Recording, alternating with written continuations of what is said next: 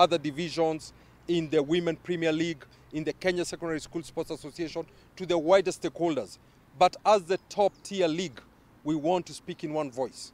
We want to interrogate those who shall be passed to vie for these positions. We will ask them to come and meet us. We will ask them for their vision. We shall judge them on what they present to us and how that not only benefits the Premier League, but also the other leagues.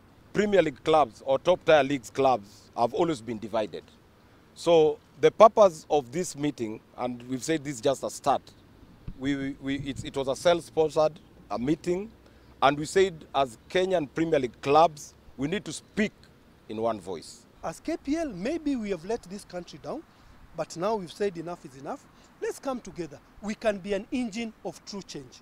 And that engine of true change can make sure the kids who are not even born can come and inherit a football infrastructure that can take this club to the next stage. It is embarrassing when our national team is playing its home matches away. It's embarrassing when we don't have even...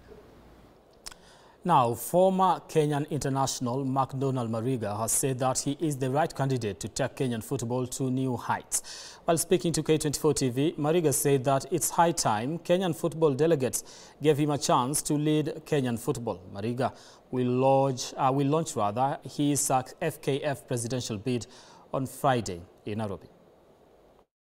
I've been playing football for long. I've been in Spain, Italy, I think everywhere in the world. So I think I'm the better option to take over the FKF because we want change, we want a fresh start. And by me being there, I know how we have to, if it's players, I know how we have to deal with players. If it's, management, we know how to deal with everything when we are there at the top. Yeah. I think it's the same thing. A leader is always a leader, and politics. I had to try and do some lessons. It's difficult. It was difficult for me, but now in football, I'm there. So I think I know everything about football, and I'm here to change. Yeah. We have to change everything, and if you can see our federation, since I don't know when, we don't include our ex-players, and they are very important. They can put a lot of weight on our federation. They can put a lot of weight in our, young talented players. So we need even ex-players to come out, and run for these seats. Now, Kenya hosted its first ever CSAFE Stadium Initiative workshop for safety and security officers as part of the Confederation of African Football's ongoing Safe Stadium Initiative. The three-day workshop marked a pivotal moment in the country's football development as it seeks to ensure that security measures in stadiums meet international standards. Now, over 40 participants made up of stewards from the FKF Premier League, officials from the Football Kenya Federation, private security personnel, and officers from the Rapid Deployment Unit were trained. This diverse group will so-called stewards into a different level, and after today now they're being called safety and security officers. So we no longer call them stewards because now they're on a whole new level. So they've been taught how to handle funds, and one of the key takeaways that I was given a brief on is that when you're handling funds, you do not handle them at your final mile. As we speak, your stadium is not ready, so you can't say you are ready. But we are optimistic that given what we have seen, people will be ready. We have personnel that are trained already. Work is going on in the stadium at a very high pace. I was there yesterday to see what is happening. It was quite different from when I came here 2 weeks ago. And be sure that CAF will be coming to Kenya like every other week with different experts that will be here to support, to ensure that we get everyone is ready for this big tournament. Now, Rwanda recorded her maiden victory at the ongoing CAC Africa Cycling Championships in Eldoret, Uasin Gishu County today.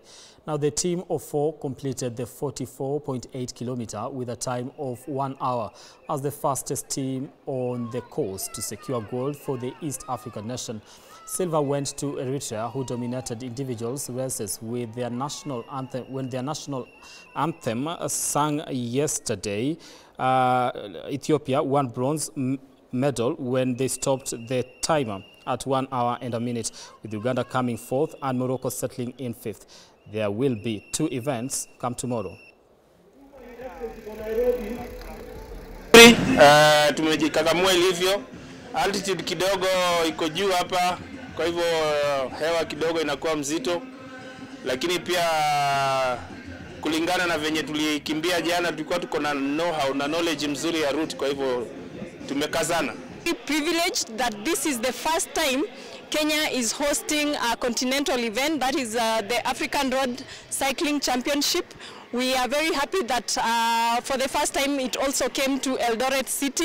It will be taking place in the 3 counties, that is Nandi, the launch, and also for the main events here in Eldoret, and to finalize in Iten.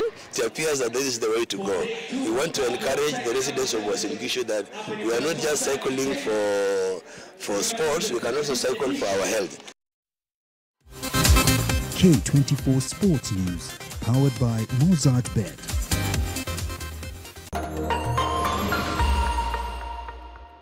Back to the future. The future is simulate. Bet smarter. Win faster now. Be a winner. All right, it is 55 minutes past the hour. We do want to thank you so much for making time for the program tonight and trusting us to bring you up to speed with what has been making headlines across the country and, of course, the globe. My name is Brian Amuai. Our sign language interpreter tonight has been Clement Muli. Now, on behalf of everyone that made this one a success tonight, I do want to thank you so much for watching. Let's do this again when God says we do. Good, do have yourselves a lovely night. Good night.